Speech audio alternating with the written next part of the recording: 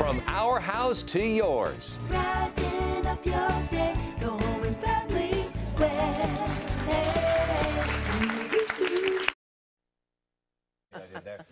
All right, looking forward to that. Okay, so look, millennials. They are a generation that is a little hard for us, I want to say grown-ups, parents, to understand and get our mind around. So here to help us figure out how we can, as parents, better communicate with millennials, lifestyle expert Chelsea Krost is here. Hi, Chelsea. Well, what defines a millennial? What is that? What is a millennial? Well, it really starts with a chicken, and no, it has nothing to do with chicken. The egg or the chicken? We'll get into that, of the whole, birds and the bees conversation for someone else. But millennials, we're also a misunderstood generation. If you've heard of Gen Y, you've heard of the millennial generation. We're the generation under Gen X, so we're the children of Gen Xers. We're 18 to 35 today, and we're also 80 million people in America alone. We're truly taking over. Really? So you're part of that. You're, how old can I? I'm 24. You're 24, yeah. So you're right in. So we're going to have a good little dialogue today about. Looking forward to it. Because my kids aren't, I don't know what generation they would be. How old are they? 11 and 13. So they're the Gen Z generation. They're Zs. Gen Z. Yeah, that's good because they sleep a lot. And that's where the Z comes from, I'm sure. All right, well, looking forward to that conversation. Look, many parents with millennial children might be experiencing a gap in the communication process, otherwise known as frustration, or have trouble connecting. And here to help us connect with the millennials is a millennial expert and a millennial herself, Chelsea Krost. Welcome. Again, just remind everybody what a millennial is. Yes, millennials are 18 to 35 right now. It's a big age range, and people go, really? How do a 35-year-olds, relate to 18-year-olds? But it's true. 18 to 35. I call 30 to 35 cuspers. Okay. And we're the children of Gen Xers. Just a labeler. You just label everything. I label. What got you interested in speaking on behalf of millennials? Well, I just turned 24 in February, but it goes back to when I was 16 years old. I was in public school, in high school in South Florida, and I was 16, and Paris Hilton, Nicole Richie, and Lindsay Lohan were the Kardashians of the time. The three of them were everywhere. Unfortunately, they were everywhere for the wrong reasons. They were 90 pounds, they were getting DUIs, they were doing drugs, but they were the epitome of this generation. And this generation was getting a lot of heat from all of my mentors. I was that little girl watching Oprah and Barbara and Diane Sawyer, and they started to talk about the teenagers in such a negative way. Seriously, the Today Show at one point said, we are the demise of the future. Yeah.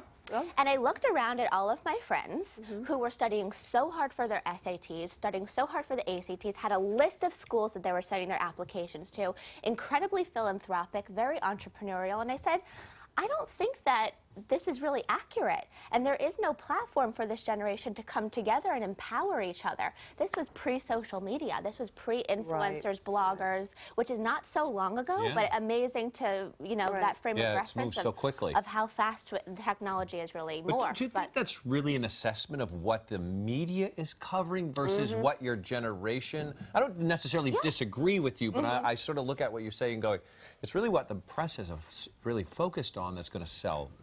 Sure, they don't want to follow you to a church fair or down to, you're giving something away or helping other people. They're feeding the homeless, going to Africa, doing whatever. They're more interested in what bag or what shoe or what hairdo you have. That's true, too. So what I wanted to do when at this, in my 16-year-old self, I said, not only do I want to empower this generation and have a platform where, this generation, teenagers, could have a voice and share their opinion and learn from each other. And we had experts on the show, everything from STDs and bullying to, health and wellness and lifestyle experts to celebrities as well. So it's this blend of infotainment, and I hate to use that word because it's so tacky, but it's so true. It's informational and entertaining, and that it has to be a hybrid, and that's how you appeal to this generation. But you're so right. The media loves to talk. I was part of that for a long time, and it's part of what they want to go in and dissect it all. Excuse me. Did you have difficulties? Because you're a part of the millennials, to get people to take you seriously? Absolutely, yes. So at 16, and this is, you know, before social media. So social media has really brought so many bloggers and vloggers to the forefront. I mean, look at Bethany Moda. She was just recently on the Forbes cover. When you're on the Forbes cover, you've made it, and she's 18 years old. So it was before young people were really being taken seriously as, you know, influencers in society. So it was very interesting even to pitch a radio show concept to the president of the station at Clear Channel. And I'll never remember this moment, but I'll never forget this moment. He said, Chelsea, our demographic is 60 plus. Like, how am I supposed to trust a 16-year-old to come in here and relate to this, you know, older generation? And I said, that's why you need me. I'm going to make AM radio cool again, and I'm going to bring you a whole nother demographic. And I can't promise you anything. I'm going to prove it to you if you give me the chance. And that's the millennial mindset. Let us prove it to you. We're incredibly collaborative. We're hard workers, and we're not just lazy, entitled, and narcissistic. But that's the reputation. You have, that's the reputation that's out there right now. And the media has totally given us this stamp of negative stereotypes that I feel like myself, along with a lot of influencers, are trying to debunk all the time. We actually just did a huge Twitter chat with IBM of debunking stereotypes in the workplace. And the more I can, you know, speak on behalf of this generation in a positive way, I'm all about it. Do you think the generation that you represent is aware, as aware as you are, of the plight they face? Absolutely. There's a humongous population of millennials. We're 80 million in America alone. So we're the largest generation on the planet right now. Right. So there's, of course, it's very hard to lump 80 million people into a few categories, right? So there's a huge population of us who are so hungry for success, very philanthropic, incredibly entrepreneurial, very connected and collaborative because of social media. I collaborate with people over the country on a daily basis. And then you have the millennials who, you know, are not as optimistic for the future because they're bogged down in student loan debt, and they have to boomerang back to their parents' home because they can't afford to live on their own. And it's not so pretty for a lot of people in this generation as well. So you have a lot of different subsects under one umbrella of a generation. Well, we are going to step away, not too far, because we're going to bring in some parents who need some help talking to their millennials, and you're going to guide us through that conversation. Let's do it. We're coming right back. All right, we are back with millennial lifestyle expert Chelsea Krost, and we're getting into the minds of millennials and that of their parents and how they don't seem to gel together. Kim and Ken are here, and Debbie, you're still dealing with the... She's only 4 months old, so I've got a long. I don't have to worry about this, I hope. And Ken, yours is a little too, but really, Kim, you've got a 17, 18-year-old, right? Yeah, 17, yeah. Oh, boy. So let's talk about how us parents can better communicate with millennials. So, you know, first and foremost, communication is never going to not be important, right? But millennials are communicating differently. You know, we're texting, we're favoriting, we're sharing, we're tweeting, we're posting, we're commenting. We're iChatting, we're Snapchatting, we're Vining. Sorry. So Generation X, Kim. That's so generous. So yesterday. Come on, you're embarrassing me now. Oh, I think it's cool that you brought it up. It's okay. Yes. So we're communicating all throughout the day, but what we're lacking is that face-to-face communication. If I were to say, oh, let's bring in your parents, let's see how she communicated with you guys. Me and my parents are best friends. You do? Absolutely. They are my absolute best friends. Most of the millennials who are like you are friends with your parents, and you respect your parents, and you have your issues, but there's a closeness in your family. And I'm incredibly privileged. I realize that not every family dynamic is like that. And, you know, a lot of people say, okay, where's the line? So you could friend your child, but then when do you have to be a parent? Right. My parents were always very clear that we are your parents, but we're also your best friends. Like, you know, I don't want you drinking and driving. I don't want you really drinking, but I'd rather you call me at 2 in the morning and not get into the car. And that's, my parents were very realistic about what teenagers do, and that sometimes we make bad decisions, but knowing that I'd rather you not get in the car and get a DUI, call me. So where does the path for millennials differ when it comes to their career versus parents? So this is where it starts to get very different, because Gen Xers and baby boomers followed more of that traditional path, right? You went to college, you got a degree. The only path, I must say, the chiseled out of stone and hard work. It's all I've got left of my fingers, because I clawed my way to where I am today.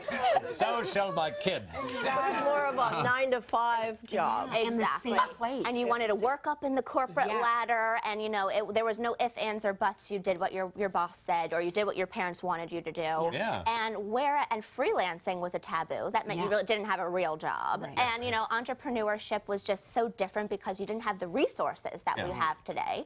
So millennials are taking this very non-traditional path and really creating our own path of the workplace.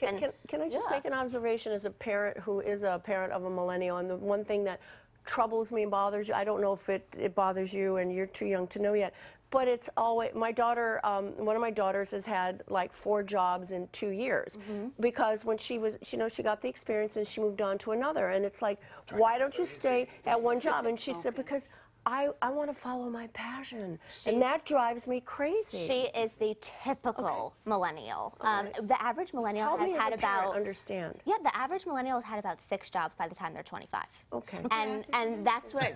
Do those 6 jobs support themselves, or are we going to have to support the or kids? the parents? Absolutely because not. at some point you got to draw a line and say, okay, your passion, but please support yourself. So here's the thing. So millennials are very passionate about finding what makes them happy in the workplace, and that's where I see all the faces starting to change. That's where that's where the millennial mindset is completely different than generations prior. We don't want to settle in a job just because it's paying my bills if I'm not happy. We will seek until we find it, the job that's going to allow us. So does that mean I have to pay for you? Because that doesn't work for me. No, seems like our parents didn't give us that.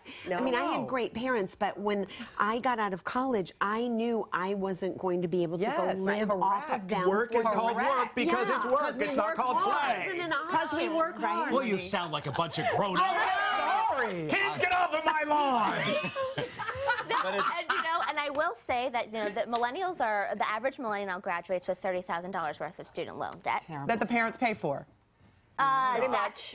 I don't know about that, but a lot of millennials are actively trying to pursue scholarships more than ever because of the student loan debt burden. But the interesting thing is that millennials are also hyphenates, and that this is a very new term. What does that mean?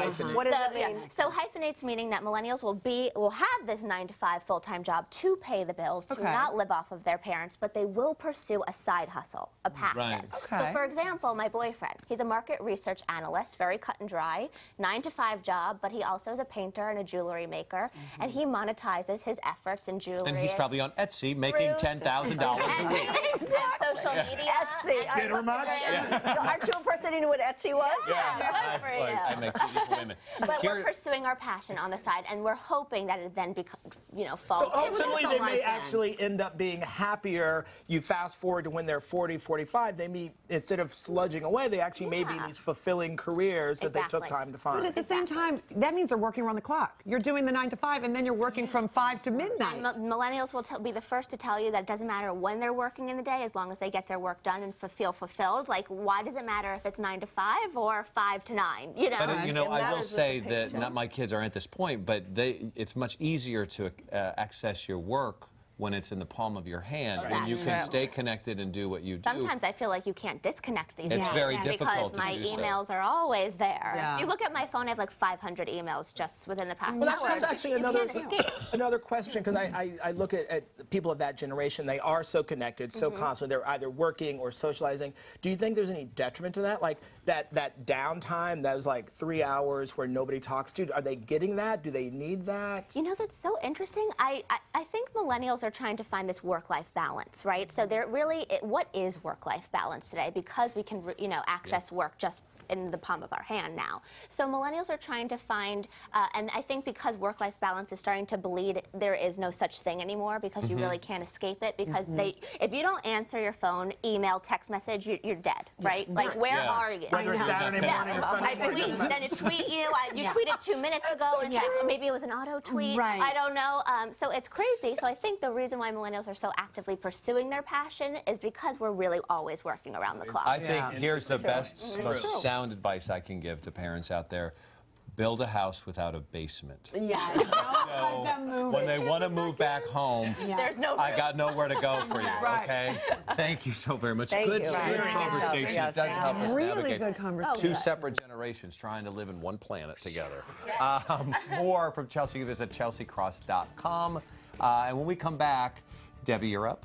Everything's coming up, Buttercup. I bet the millennials know that it's really hip to wear yellow now, right? The millennials are past it. Oh, okay, yeah. They're on to the next. Anyway, when we come back, I'm going to show you the hottest color for every skin tone. It's yellow.